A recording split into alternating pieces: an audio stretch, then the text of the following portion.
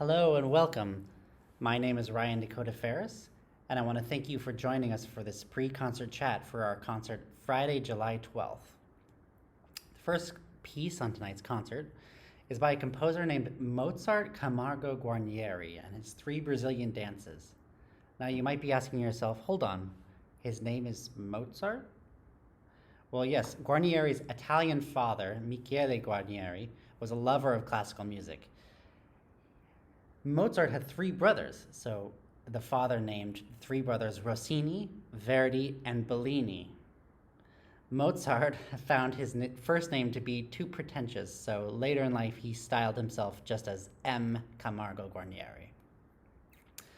Mozart Guarnieri was born in a village near Sao Paulo, Brazil.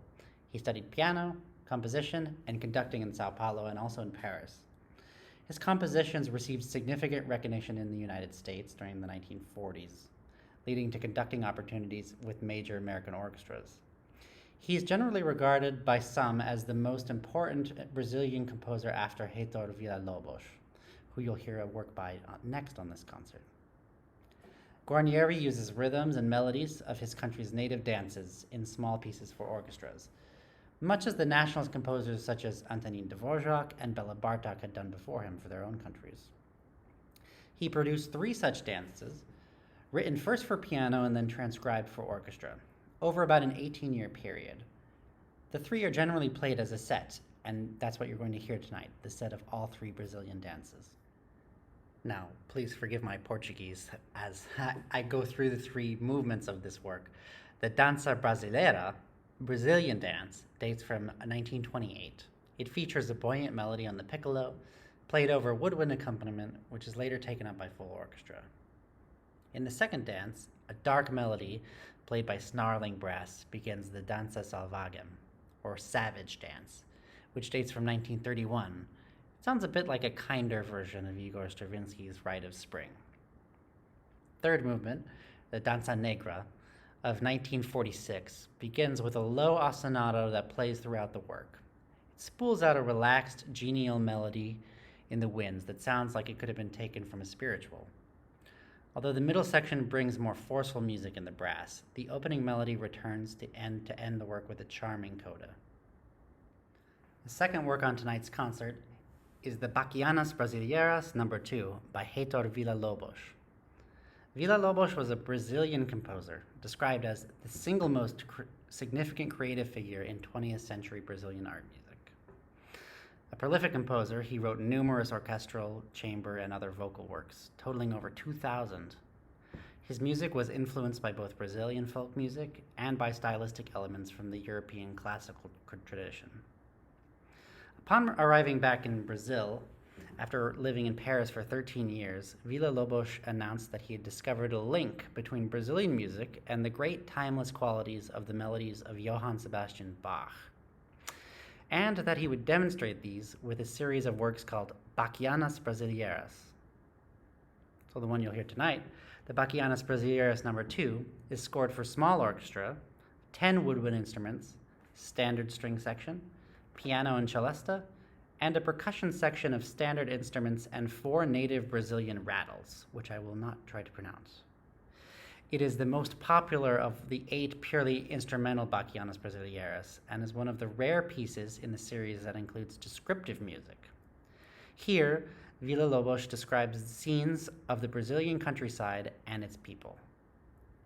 The work is in 4 movements. Now, again, forgive my Portuguese. The first movement is called Preludio, El Canto da Capadocio. This movement is lovely. It's an insinuating adagio with a somewhat faster central dance-like section. The Brazilian title means the Song of a Capadocio. A Capadocio is the name of a popular published guitar method that was widely taught in Brazil. It also meant a musician, or a kind of slacker who would sing, woo the women, and generally float through life with his music and his love. The second movement, aria, O Canto da Nossa Terra. Not unexpectedly, a Bachian melody that some have compared to the aria sections of Bach's cantatas dominates this movement. The Brazilian title means the Song of Our Land.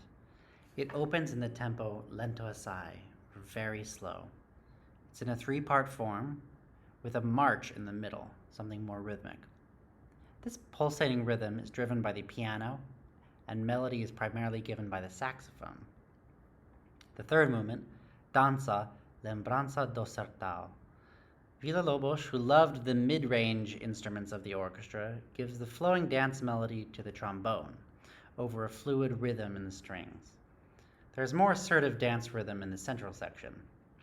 The title of this one means Memories of the Sertão, the hot, dry northeastern region of the country of Brazil.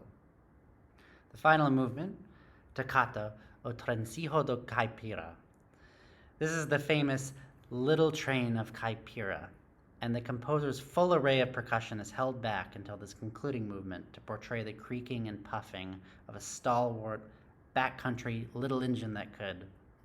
This is irresistible fun music. While its bright rhythms attract attention, the listener soon realizes that the train's melody is also extraordinarily beautiful. Finally, we'll be presenting Sergei Rachmaninoff's monumental Piano Concerto No. 3 in D minor. This concerto was composed in the summer of 1909. The work has the reputation of being one of the most technically challenging piano concertos in the standard repertoire. Although, interestingly, Rachmaninoff called the third the favorite of his own piano concertos, stating that, "I much prefer the third because my second is so uncomfortable to play." Interesting. This concerto was written to be performed on Rachmaninoff's 1909 tour of America. Due to time constraints, Rachmaninoff couldn't actually practice the piece while he was still in Russia. Instead, he had to practice it on a silent keyboard that he brought with him while en route to the United States by boat. The concerto was premiered in November of 1909, Rachmaninoff as the soloist with the New York Symphony, conducted by Walter Damrosch. You might remember Walter Damrosch as the same conductor that commissioned Gershwin's own piano concerto in F, some 16 years later. Anyway, the work received a second performance under Gustav Mahler himself on January 16, 1910, an experience that Rachmaninoff apparently treasured forever. Because of the concerto's difficult and unrelenting solo part, no other pianist would touch it for a long time, not even the great Joseph Hoffman, to whom it was dedicated. It's only during the 1930s that Vladimir Horowitz became the first to play it regularly. In a letter from 1935, Rachmaninoff remarked that the first movement's main theme simply wrote itself. If I had any plan in composing this theme, I was thinking only of sound. I wanted to sing the melody on the piano, as a singer would sing it.